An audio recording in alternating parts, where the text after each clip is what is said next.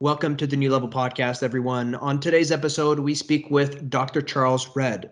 Dr. Charles is a sales management executive and coach. He's helped transform employees at renowned companies such as Hershey, Pepsi, Coca-Cola. He's also trained students at the Clark Atlanta University and Oakland Community College, and is an educational consultant with Time to Teach, a center for teacher effectiveness with K-12 educational professionals. He was also selected to work with the Project 100 initiative to reduce recidivism rates.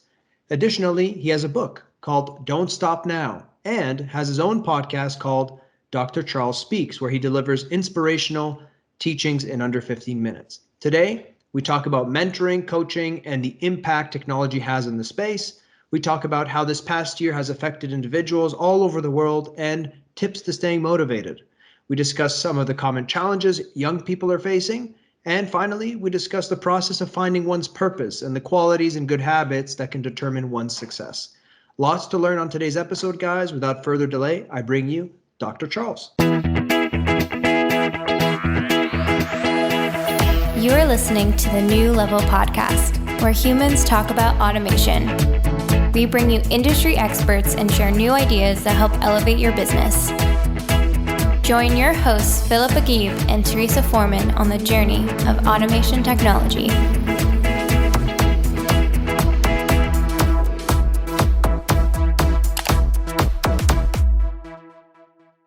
Welcome to the New Level Podcast, everyone. I am here with my amazing co-host, Teresa. Hi, everybody. As always, I'm your host, Phil, and I'm here with our guest, Dr. Charles. Dr. Charles, thank you so much for taking the time to join us on this episode. My pleasure. It is great to see you all and great to be a part of this. Absolutely. Amazing, amazing. Well, let's jump right in.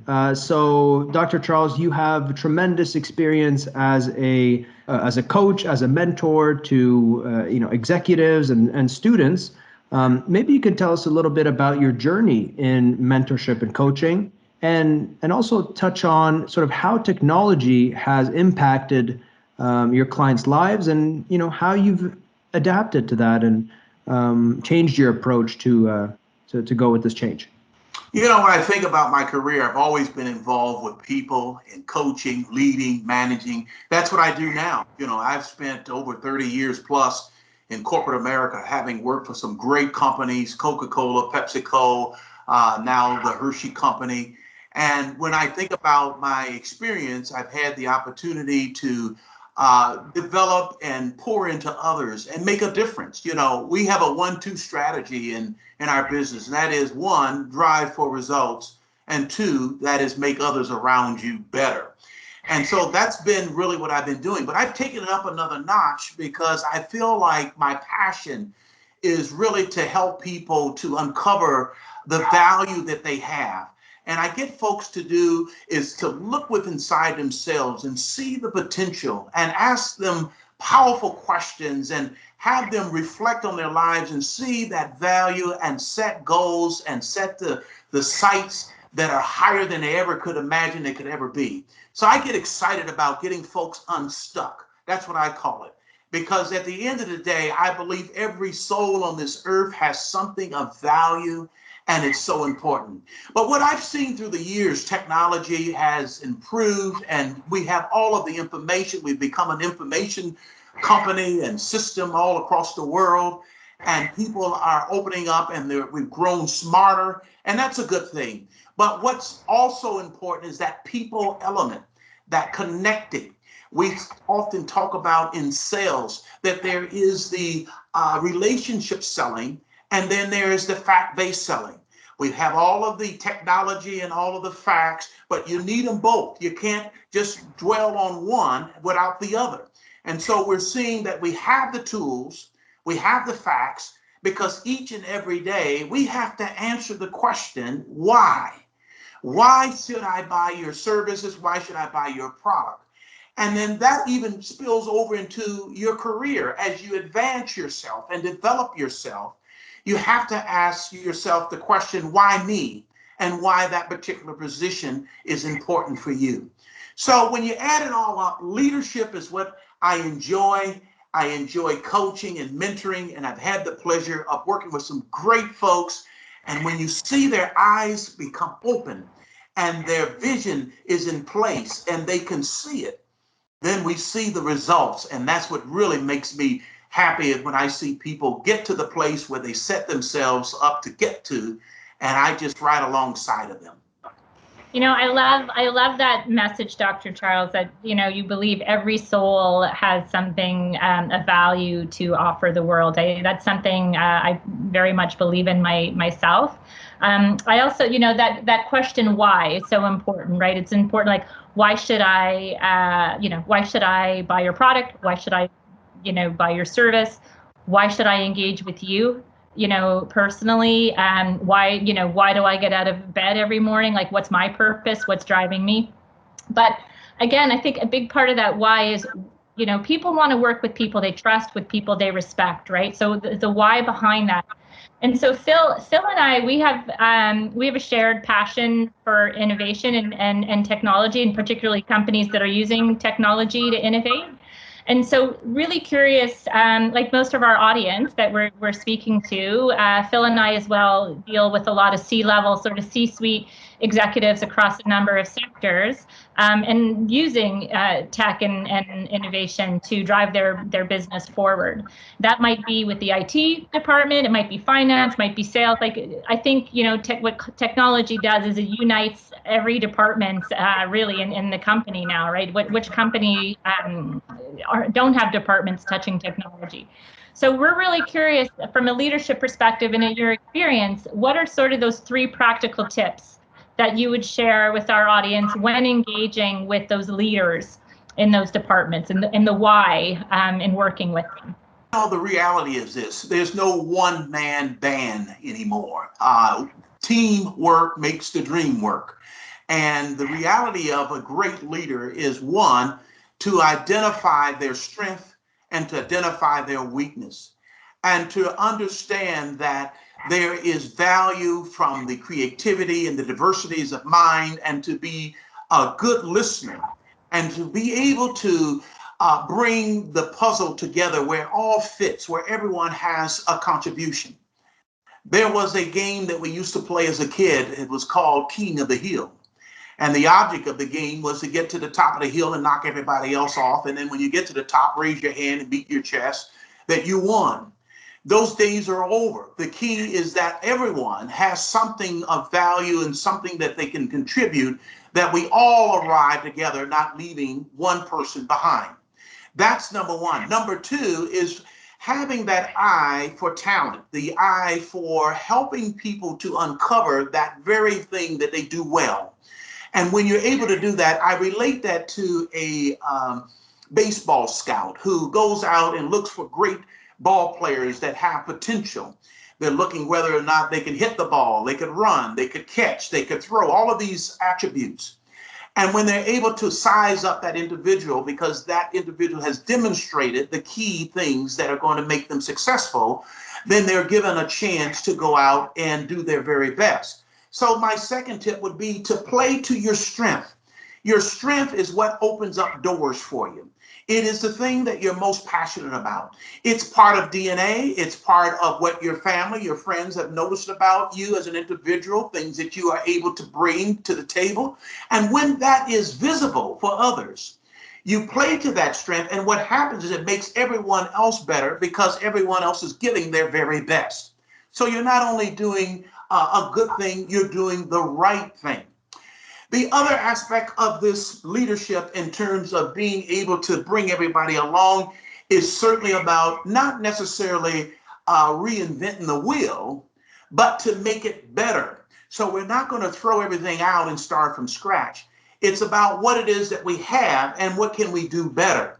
And when you're able to bring in the diversities of minds and experiences and be able to listen and be able to have a contribution from everyone, then everyone as a team can go further. The next thing is about a leader is being a servant leader. It's not about what I can get from you.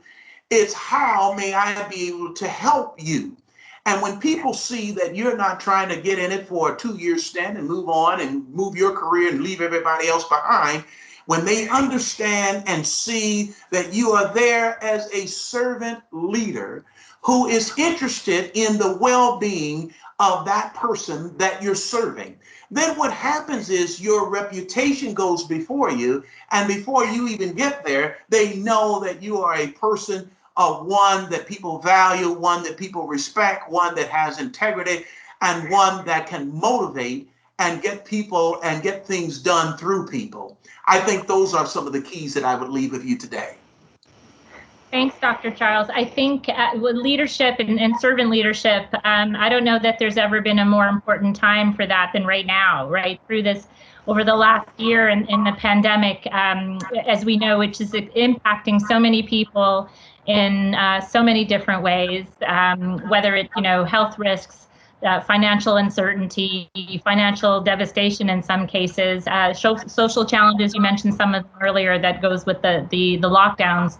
Et cetera. How in your work, in your team's work, are you seeing people reacting to these changes? And what mentoring tips do you have for leadership to help keep their staff, the people in their network, motivated? The thing that I have noticed, and I have reached out to a lot of people across the globe here of late, and during this pandemic, during this time, people are reflecting. And they're looking within inside themselves, and they're identifying what's the next step, what's the next move. Some have already begun to make plans. Others are thinking on the other side of the pandemic. The key, what I have been expressing in my mentoring and in my coaching, is that let's gravitate to the very thing that you're passionate about. Let's gravitate to the thing that you would do for free, but you do it so well, people will pay you for it. And the fact is that you are now putting your energies on something of value, something that will pay off now and later, versus sitting on the couch thinking about what could be or what should be, or listening to the news all day. It brings you into a low state in many cases when you do that. But when you focus on the things that you can control and gravitate to the things that you're passionate about, then you're going to be on the course to be able to get your mindset right, and your attitude will affect your altitude, and you will be able to make a difference. And so every day is a chance to get better. That's the mindset. That's the attitude. And don't waste it. Because then the question stands, why am I here? That's the question, because there have been people that have gone on and left here. Healthy people, unhealthy people, old people, young people. It doesn't matter. This virus hasn't discriminated. But the fact is, if you're here, I'm here, and we have to answer the question, well, why am I here? And it's the purpose is to lead a life of significance. When I think about the recording artists, and they make a song, and we listen to the song. It brings joy. We dance to the song. We sing the songs. And some of them have gone on. But guess what? The music continues to play. And there it is with you and I. Our music shall continue to play so that we can leave a legacy for generations to follow. And so what is that music going to be? That music has to be something you're passionate about, something that you want to leave as a positive dent in the world, that you have made something of significant last, that it will truly make a difference not only in your life, but in other lives. And that's the beauty about it. And I'm excited about it because as a coach, as a life coach, and because of this pandemic, and of course, thousands of people have lost their lives, but now I'm there to catch them right there where they are. And they're looking within inside themselves, and they're coming out of it alive. They're coming out of it with vision and with hope. And I'm excited about that. Let's take a quick break and hear from today's sponsor. As always, everyone, today's episode is sponsored by Vantry Systems. Vantry is a B2B integration provider based out of Montreal, Canada, specializing in all your ERP integration needs, all while delivering unparalleled service, advanced technologies, and expert advice with a humanistic approach. If you're tired of getting the runaround from your existing EDI provider, please visit www.vantry.com for more information. Now, back to the show. That's great, Dr. Charles. And I think that having someone there for you is extremely meaningful and extremely empowering, because sometimes, sometimes just having a conversation with someone, it makes you see a different perspective.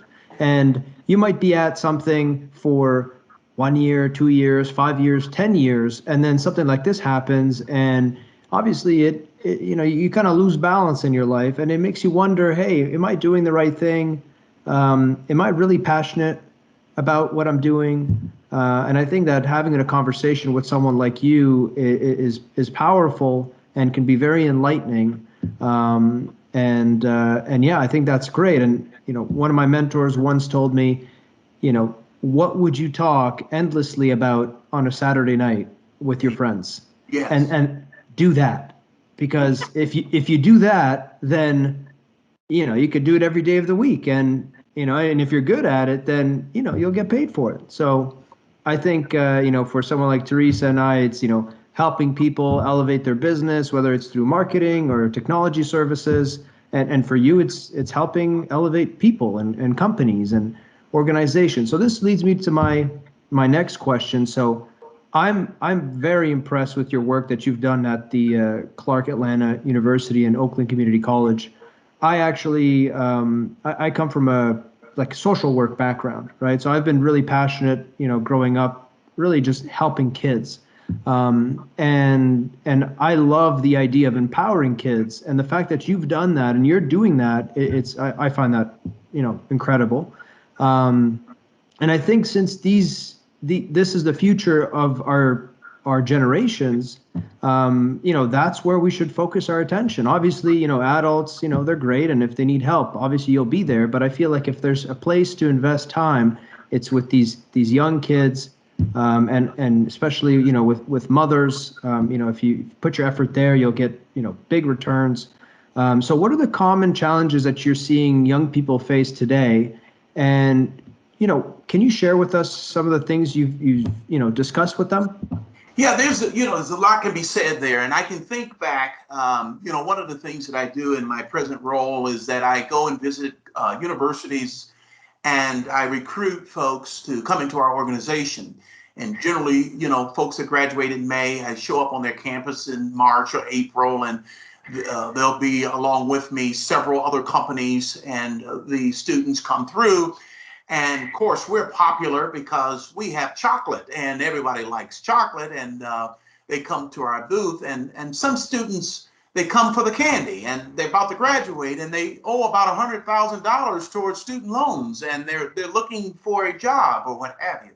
Well, sometimes I'll step right outside of the booth, and I'll pull a student over to the side, and I'll help them because they come and they still haven't figured it out, though they're about to graduate and they're looking for a job versus a career. There is a difference. And I would say to them, let's just suppose that every profession, whether it's a doctor, lawyer, fireman, teacher, whatever it might be, they all pay $10 an hour. That's everyone. That's what they pay. Which one would you gravitate to?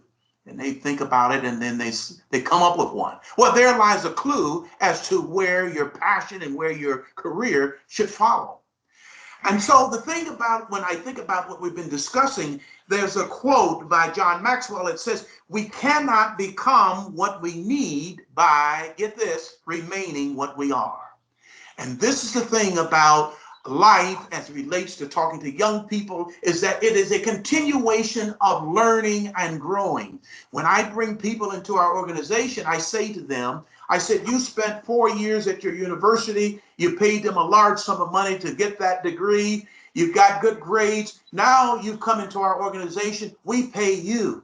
And in paying you, we expect those experiences, that work ethic in your studies, transfer over into what we ask you to do in developing yourself and developing your career. It hasn't changed. The only change is we're paying you versus you paying the school.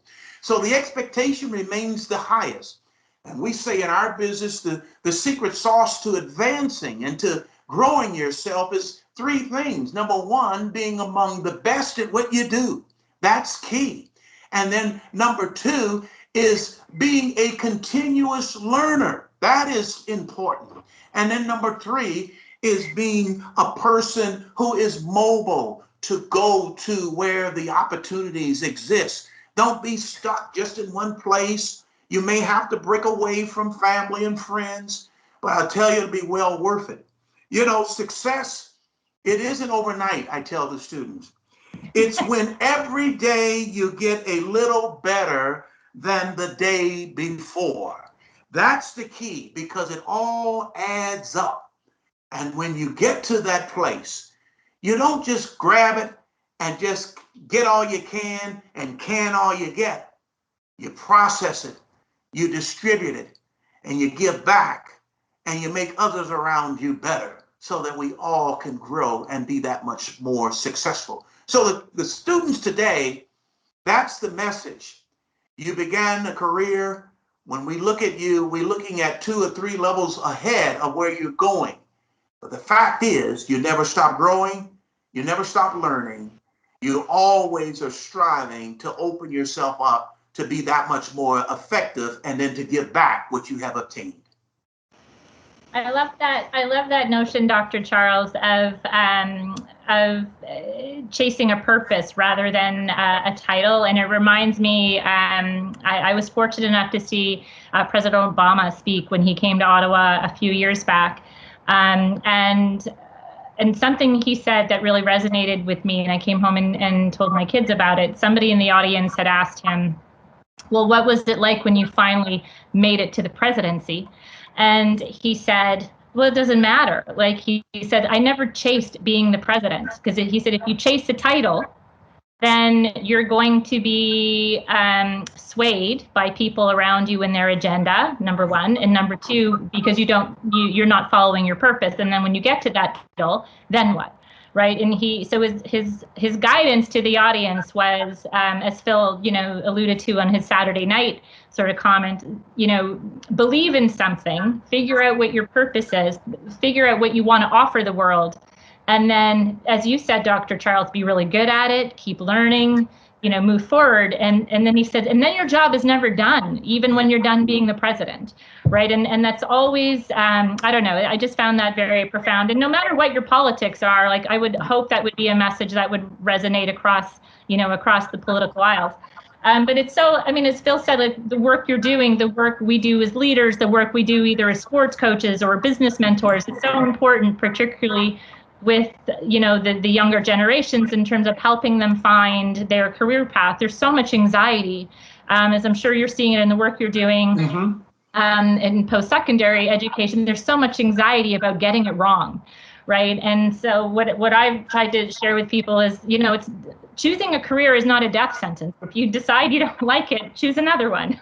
keep moving, right? And so, curious from your perspective, what your process is, or your team's process of helping the younger generations find their purpose, and number one. And number two, are there 3 to 5 either qualities or good habits that you've seen that sort of are consistently determine someone's success? Yes. When I think of what you're saying here, I say this to a lot of students and people I run into.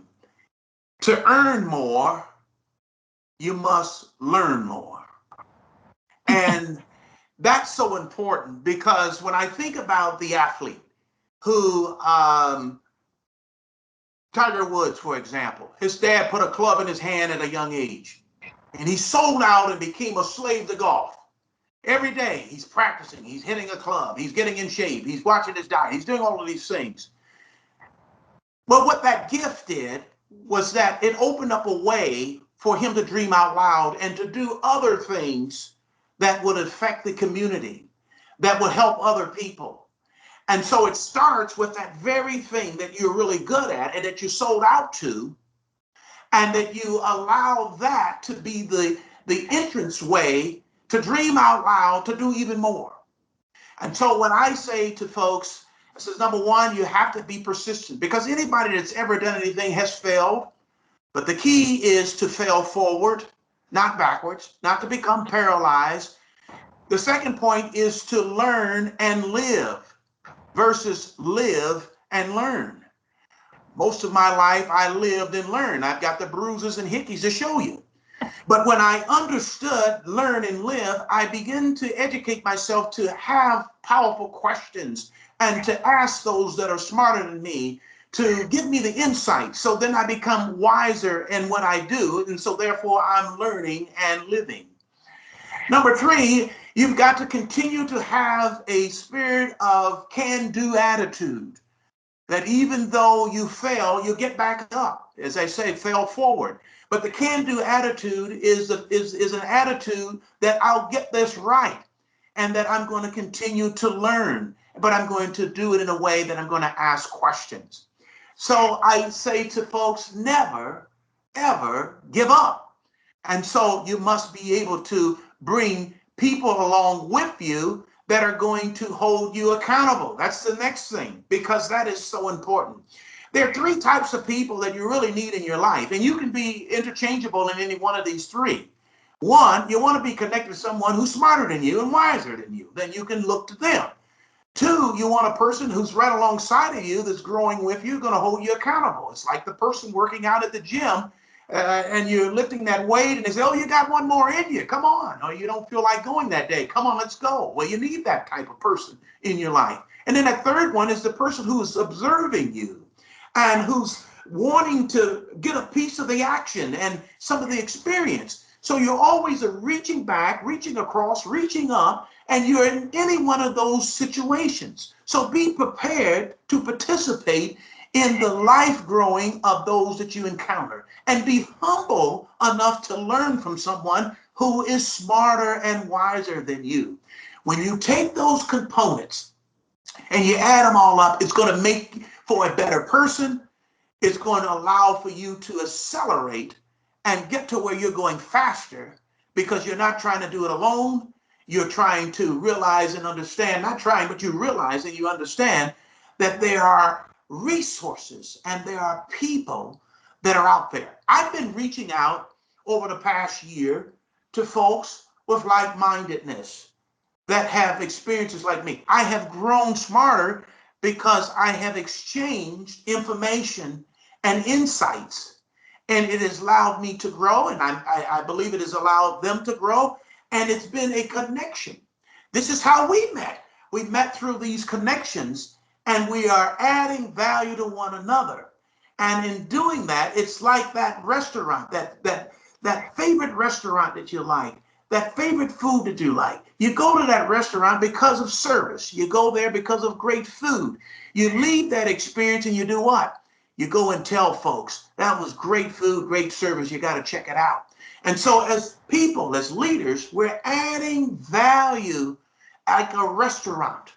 And so when I'm serving here today, I'm adding value not only to you and your audience and your clients, but then I'm also receiving the feedback of how they can get more and what they can do better. So it's a win-win when you're helping people, and it's not all about me, it's about all of us.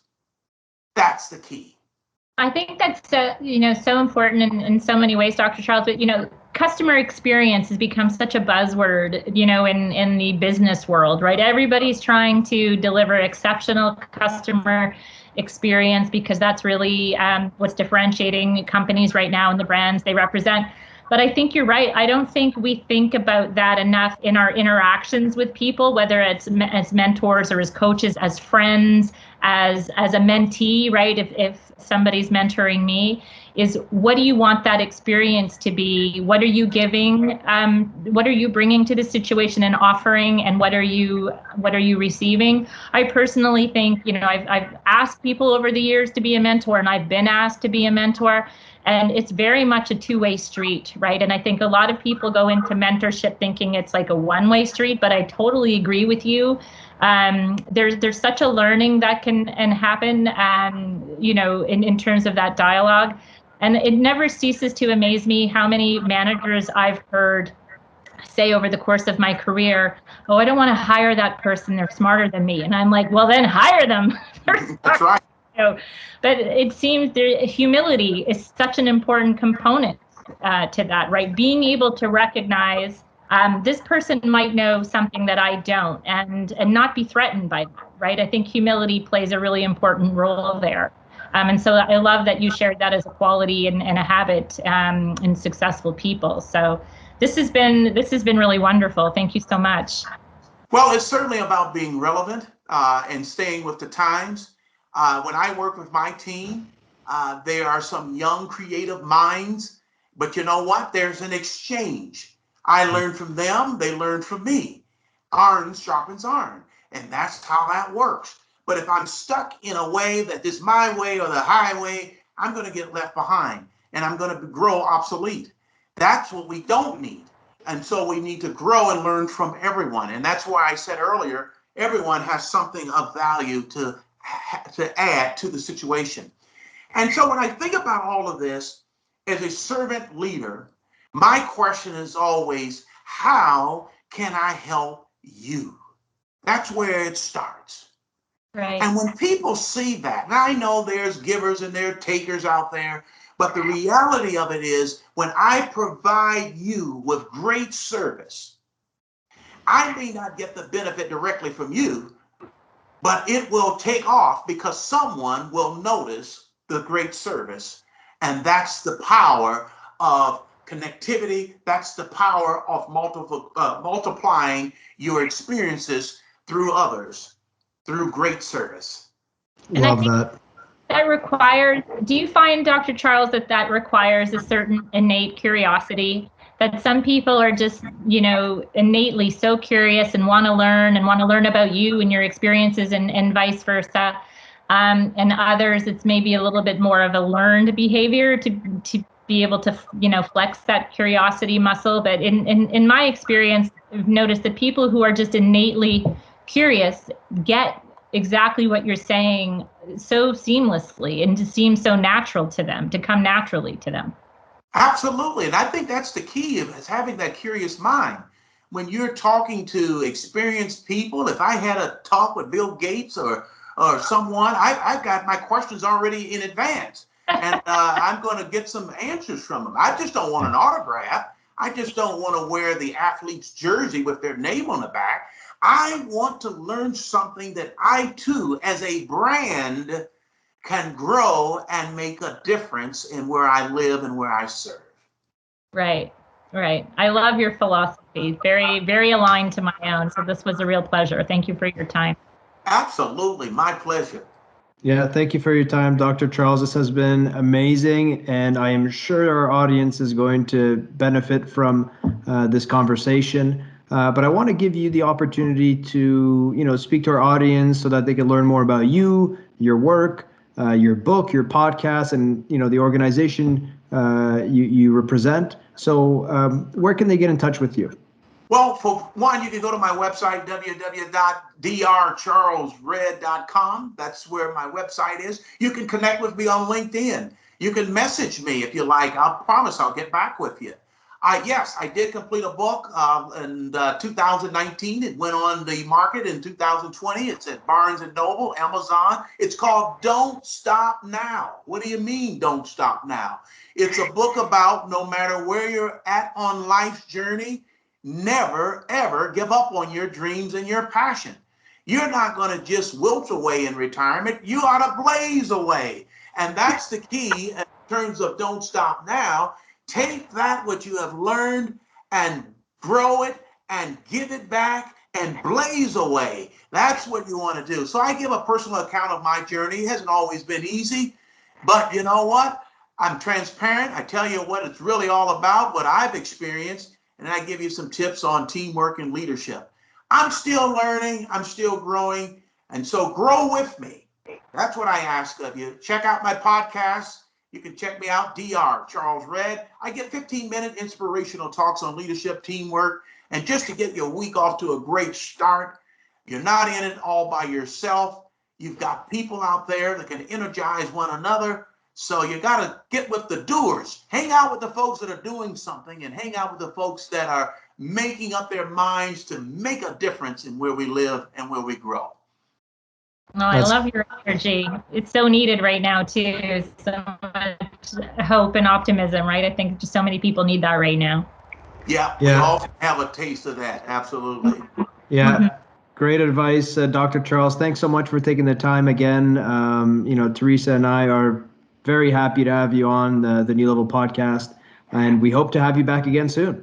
Well, absolutely. Anytime that you feel like it add value to your audience, don't hesitate. Like I said, that great restaurant, great food, great service, that's what you're going to get from me. And we all are going to benefit from it because the audience is going to say, you got to check out that podcast. You got to check out that restaurant Dr. Charles is talking about, and it's going to be great.